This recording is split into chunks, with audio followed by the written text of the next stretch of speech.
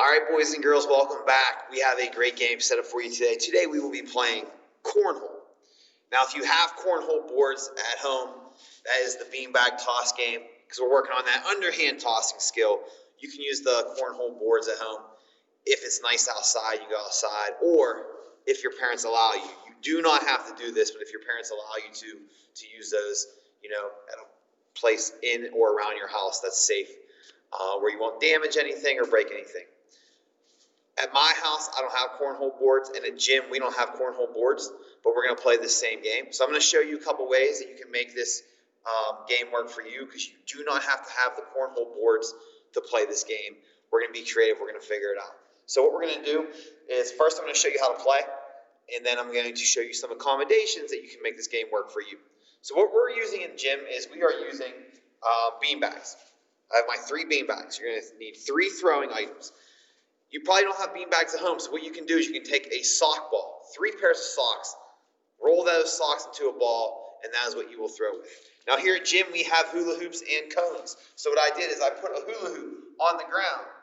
I put a cone inside the hoop, but I laid it flat with the opening facing you. You're going to need something to mark your throwing area. Now here at the gym, we have all this space, so I'm throwing from about 15 to 20 feet away, and what I did was I just put a tennis shoe down to mark my throwing line. I cannot cross that line when I throw.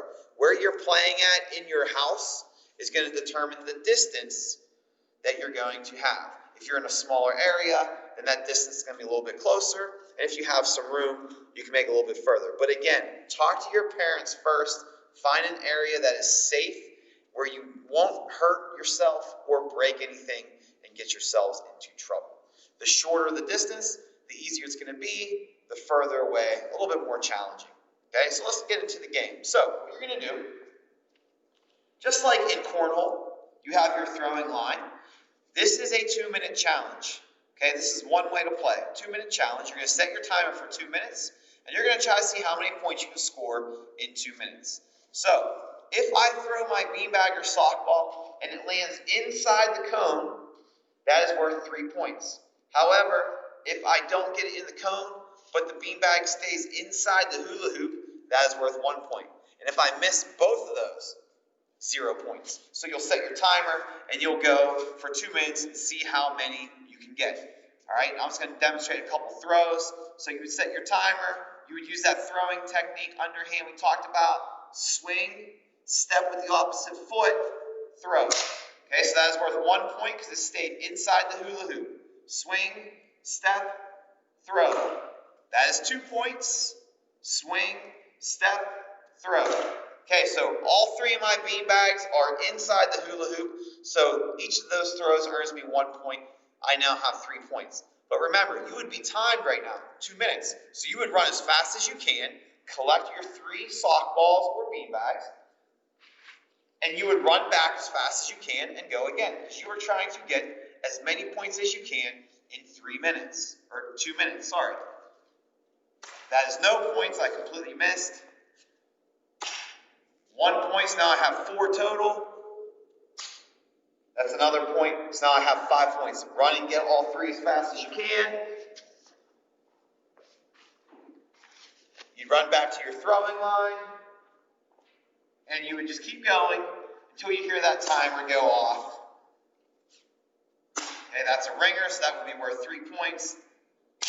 And that's 1 point. And you would just keep going until you hear 2 minutes. When the 2 minutes are up, see what your total score is, take a little break, and then come back, set your timer for 2 minutes, and try to beat your score. You can also challenge your family members, siblings, or even friends. Okay, all you have to do is maybe you go for 2 minutes, see what score you get. Maybe you end up with 22 total points. See if your family member can beat that. Or you can play against each other. You'll be on one side of the shoe, the family member will be on the other side. You throw your 3 sock balls or beanbags, see what your score is, and then they throw their 3. And then you can say first one to get to 21 is the winner, or 11, or 15, whatever you decide. Okay, now let me go over a couple ways. If you don't have this stuff at home, it's okay. I'm going to show you some ways you can adapt it and make it work for you. All right, so we already said you can get sock balls if you don't have beanbags, okay?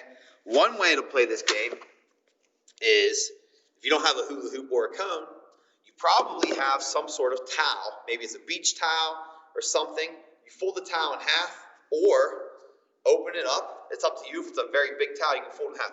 You'll lay it on the ground. You can take a Tupperware container, any box, a shoe box, a little basket, any container, put it in the middle. Okay? If your beanbag lands inside the container, that would be your ringer. That would be worth 3 points. However, if you throw and your beanbag lands on the towel, that would be 1 point. So that's how you can play using those items. If you don't have a towel, you can take a t-shirt, lay it out on the floor. You can use a bucket. I have a giant bucket here. Okay? You can use a poster board or a very large piece of paper. Same concept. You can lay it down. And there's your target. If it goes in the bucket, 3 points. And if you miss, but it lands on the poster board, 1 point. Another option you can do is if you have a baking cookie sheet that you bake cookies on. Put that on the floor, and you can take a larger pot or a bowl that you might use for cooking things and put that in the middle of the cookie sheet. If the beanbag or sock ball lands on the cookie sheet, that is your 1 point.